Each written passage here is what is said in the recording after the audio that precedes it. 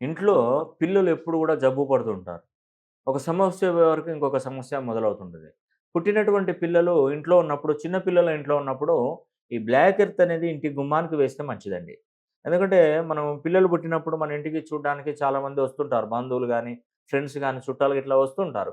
వచ్చినప్పుడు మనం ప్రతి ఒక్కరు వచ్చేవాళ్ళు కరెక్ట్ దృష్టితో చూస్తారని మనం ఎలా అనుకుంటాం? ఆ చెడు దృష్టితోనే పిల్లలకు అనారోగ్య సమస్యలు రావడం.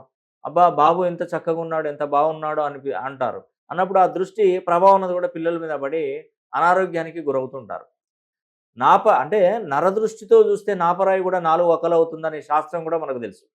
కాబట్టి చెడు దృష్టి అనేది కూడా, నరదృష్టి అనేది కూడా, నరఘోష అనేది కూడా ఎక్కువగా ప్రమాదకరమండి. దేన్నైనా మట్టుబెట్టేస్తది ఆ దృష్టి. కాబట్టి అలాంటి దృష్టి నుంచి మనం బయటపడాలి, మన కుటుంబం భయపడాలి, బయటపడాలి, మన పిల్లలు బయటపడాలంటే ఈ బ్లాక్ ఎర్త్ ఒక్కటే దీనికి పరిష్కారం. ఈ బ్లాక్ ఎర్త్ మీరు కావాలనుకుంటే మన ఆఫీస్ నంబర్‌లకి కాల్ చేయండి. పెద్ద ప్రైస్ ఏమి ఉండదండి.